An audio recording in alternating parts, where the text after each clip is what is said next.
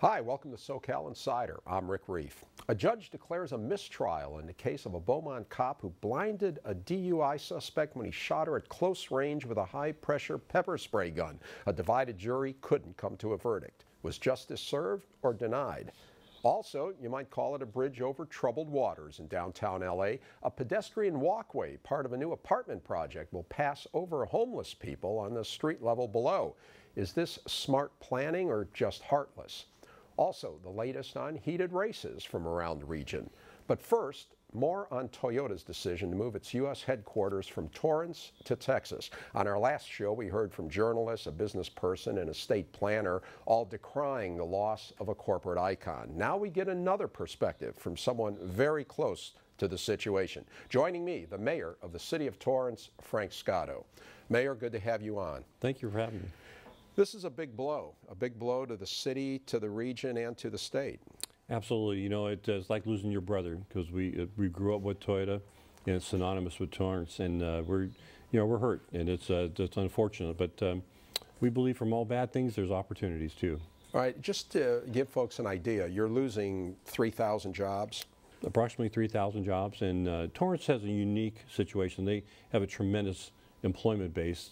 Today, Torrance has a 4.1% unemployment. So we have a unique situation. It's like, what, half the region's rate? Absolutely, half the region. And even the worst economic times back in 2008, we peaked out at 6.9%. So we're very pleased that we have great employment. But still, when you lose something like this, what's the impact on the community? 3,000 jobs, many of those people live in or near Torrance. What does it do to the tax base? I mean, what kind of an impact? Well, first of all, you know, we got to go back 40 years when Toyota made the decision to come to Torrance, and that attracted a lot of Japanese people into the culture of Torrance. Today, 29% of all the Japanese businesses in California are located in the city of Torrance, which is kind of a unique thing. Because of that, we have a huge Japanese amount of residents, of course, and we have a lot of other things that they are attracted to, like Japanese schools, stores, markets, even a hotel, the Miyako Hotel. So all that creates a climate that they feel very comfortable being in Torrance. And is this bad news now? If Toyota leaves, will others leave? Well, we're hoping not, of course. And in the city of Torrance, we do everything to retain businesses. Torrance is unique. We're a city of about 145,000 people. We have our own economic development team, and we've had that prior to the economy going down. One of those. Okay, so how did you find out about this? Well, you know, obviously it started with a lot of rumors just a couple days before the announcement, and so we started doing our own intel. Intel for me was pretty easy because my son-in-law works for Toyota, and he's high-ranking manager in the company, but he didn't even know about it. So that's pretty amazing how they kept it. Now, you know, there's been criticism that the city, that you guys should have done more. You should have been closer to the situation, and that you shouldn't have been caught off guard. How do you respond? Well, you know, and I could understand any of your viewers would suspect that or say that typical situation where government is sleeping at the wheel, but that's not the case.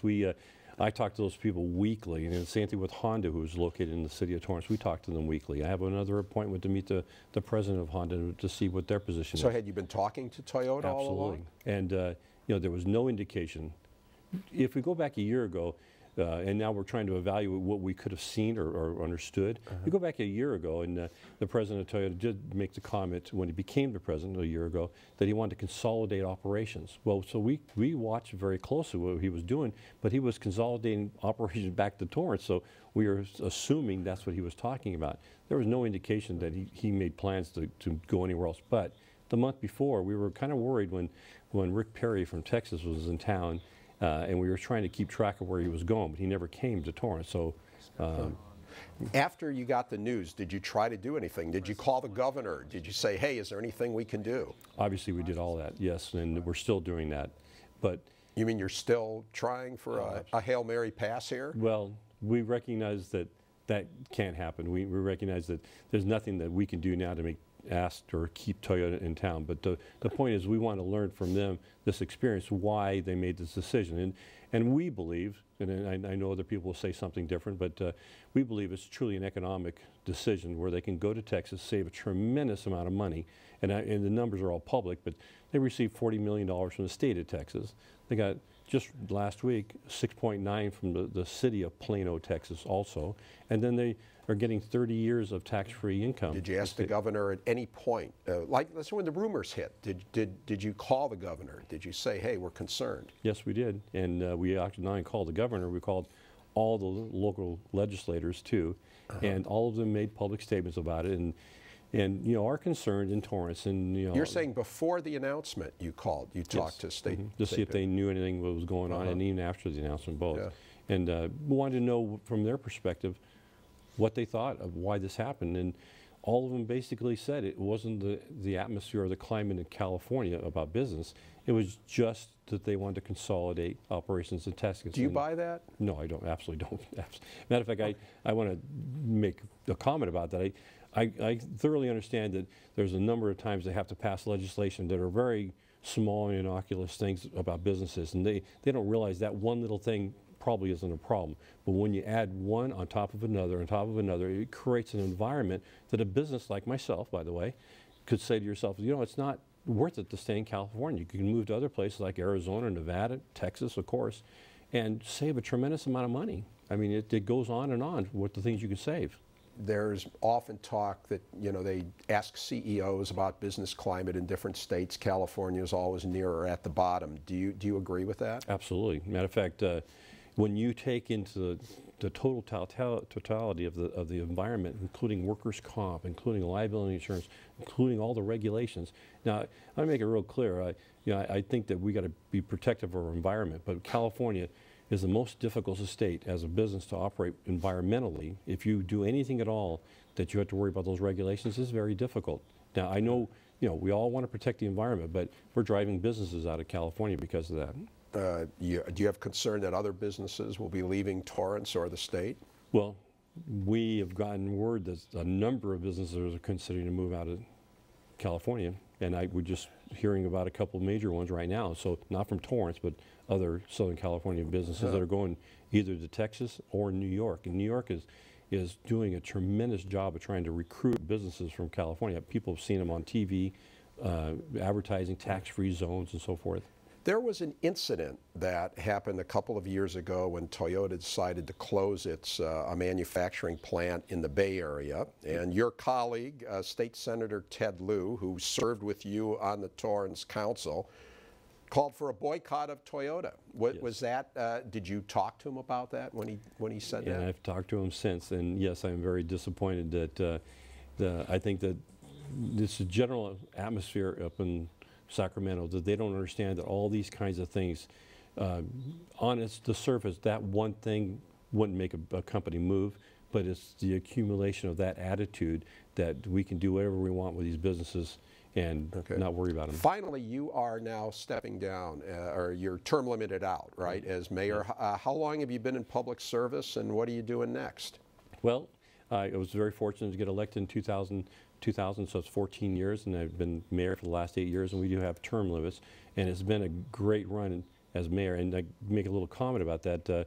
You know, being mayor during the worst economic downturn in America's history, I'm very happy that I was mayor, because conservatively, the city of Torrance is in great financial situation. Despite the loss of Toyota. Despite that, and we believe we'll attract a high employment-based businesses in place right now. We've had a number of phone calls on that site. On that site, yes. You got some people taking a look. Okay, now there have been rumors that you may run for county supervisor, LA County supervisor in 2016. That's correct. Although I'm a realist and I realize that's going to be a difficult task, and I'll have quite a few opponents. And the sad part about that is it'll take a lot of money. But okay. Well, very good. Mayor, great having you on. Thanks for coming on. A hung jury in the case of a cop standing trial for using excessive force. That story and more next. We believe in the excitement of exploration. That life offers each of us adventures that are ours for the taking. We believe that experience is life's best teacher. That unexpected discoveries can enrich and renew us. We believe that children are born explorers, who need trusted guides on their journeys of discovery.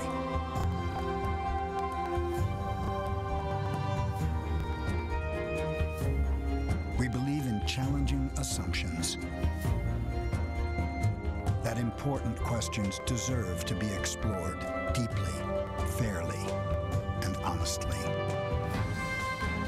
We believe in innovation, that we must continue to break new ground and encourage new ideas.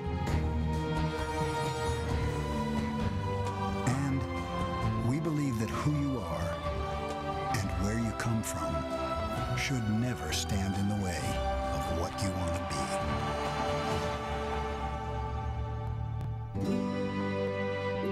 This is who we are. This is what we believe. This is PBS.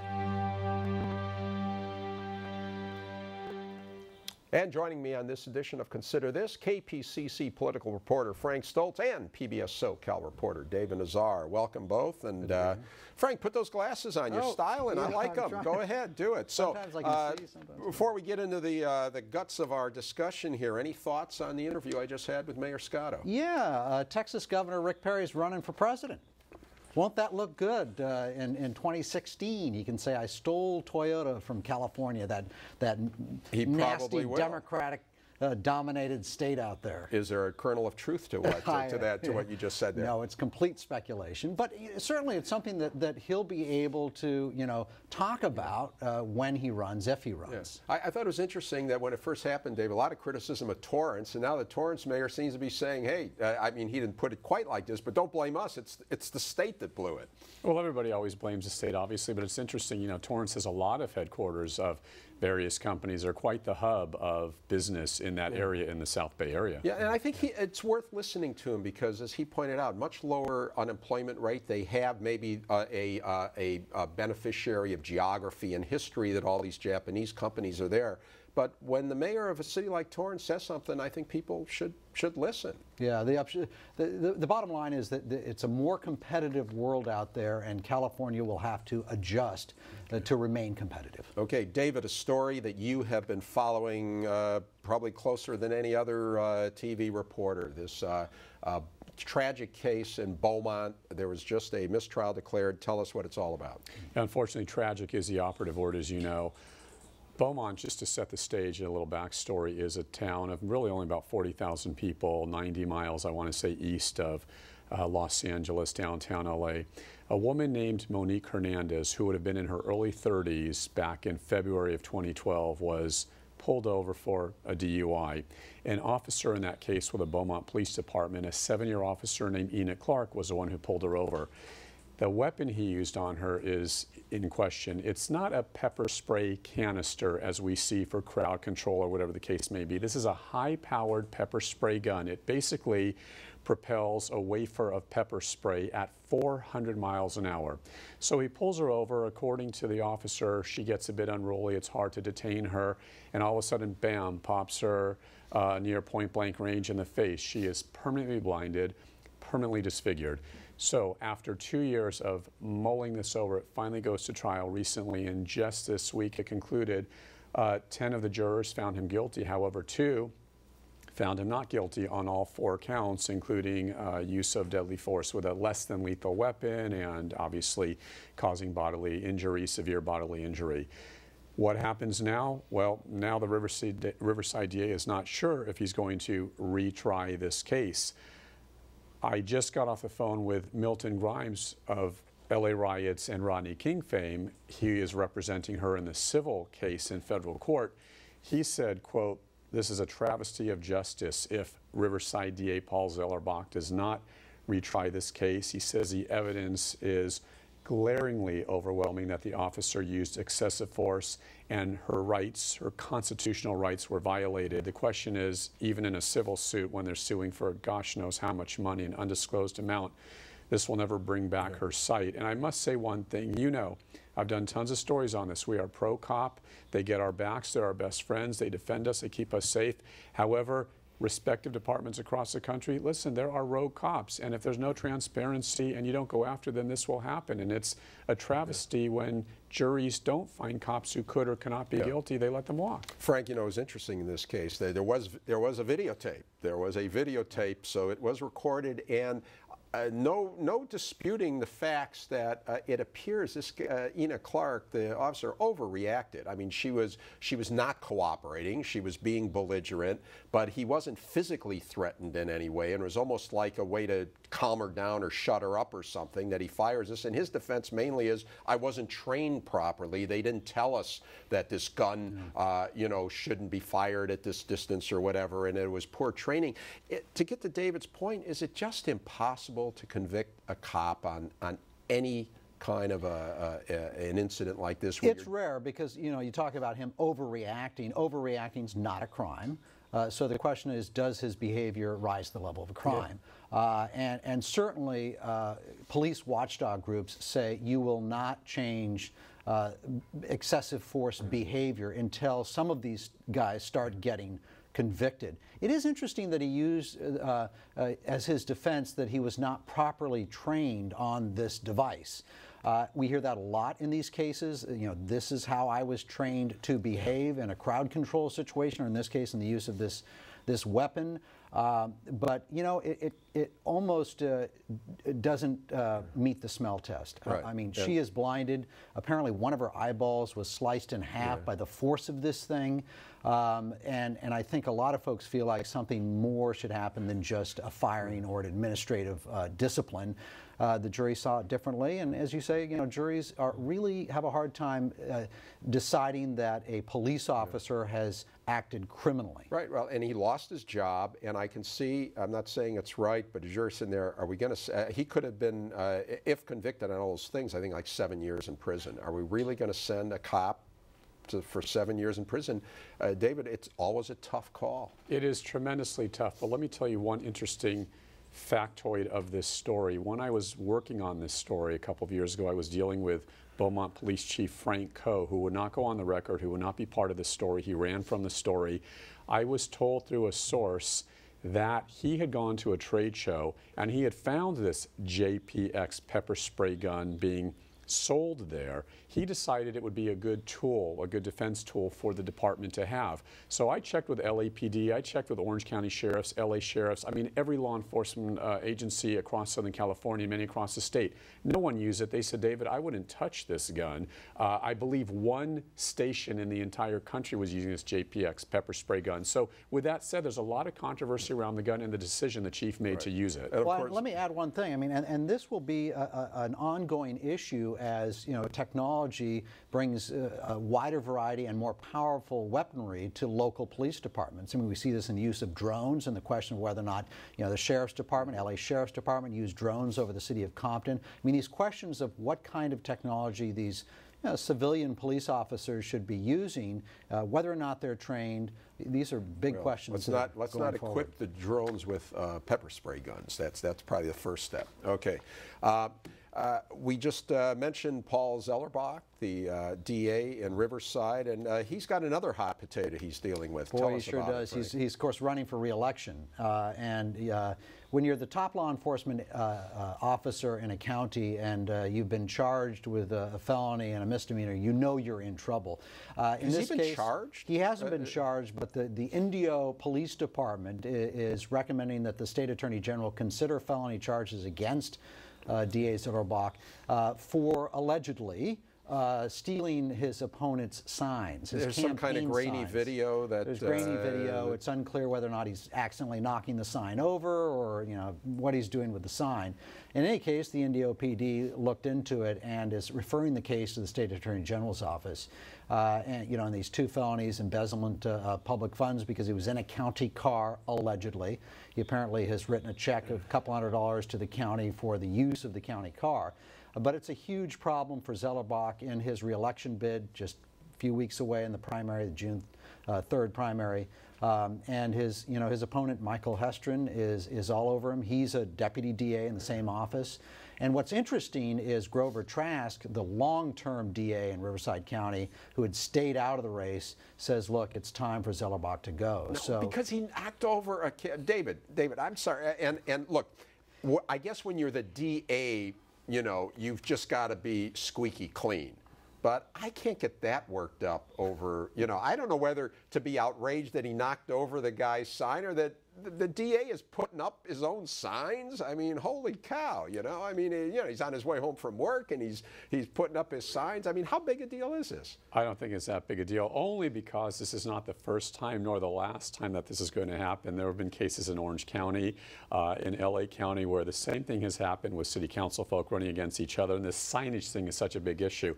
I do think that the story behind the story is the fact that Zellerbach is not liked by the police union. He has no backing from them. They are backing his opponent, and there is some talk that there were some union folks or some cops who were trailing him, and they saw he was Mickey Mousing around with a sign, and they started rolling on some video. Yeah, right. Correct. Yeah. So whenever I hear this, you know, I say, well, wait a minute, let's take a little bit of a step back. Well, I mean, I don't know. And Frank, doesn't Zellerbach, in what maybe is kind of a lame defense or whatever, say that this person that took the video had a son who he charged with something? Right, and wouldn't offer him immunity in a case. Yeah, in other words, and the man who did take one of the videos is a member of the union that opposes him. So there are a lot of cross currents here. But I think you're right. I mean, people want the DA to be squeaky clean, and you know, look, if you're going to steal campaign signs, can't you have someone else do it? I mean, you know, you're the DA, you're out there in a county car. I mean, I don't know. Perhaps there's a judgment issue. He has maintained he is not guilty of any sort of crime. He has referred to a mistake. So I think he acknowledges, you know, perhaps he acted mistakenly. But yeah, the question again here, like in the last story, is does it really rise to the level of a crime? Yeah, and I somehow don't think the two are very comparable. But anyway, I don't know. Finally, David, a story in L.A., a dispute over a pedestrian bridge over Temple Street. What's that about? Yeah, I hope we have time to get to this, so I'll make this as brief as possible. Very simply put, there's a developer named Jeff Palmer. He's building a monstrosity of an apartment complex, a nice apartment complex, about 500 some odd units, down by Temple Street in downtown LA. That's a major east-west thoroughfare parallel to the Hollywood freeway. Well, it's also near the 110 freeway where there's a huge homeless encampment going on. And he simply wants to build this bridge overpass to get from one building to the other building to keep the safety and protect these potential tenants against what might happen with the homeless folks. Of course, you've got the homeless advocacy and activist groups who are up in arms about it, saying, well, you know, you're now discriminating against the homeless. I do believe that he has every right to do what he's doing, that the city council finally approved it after the commission initially rejected it. Yeah. So this is a private guy who's... The council approves it unanimously, but a panel, some planning panel, had rejected. I'm thinking only in L.A. I mean, this is a great project for the some area. Communist planning panel. Is that what you're referring to? Well, I didn't say that. I didn't say that. I think. Well, I think we're done. I think we're done. So you get the last word with the communists. Downtown, they're trying to get folks down to street level, populate the street with activity. Okay. So that was the concern. Yes, you can watch this show and past shows at rickreef.com. Segments of the show can also be viewed at pbssocal.org. My guests have been Frank Scotto, Frank Stoltz, and David Nazar. Thanks for watching. We'll see you again on SoCal Insider.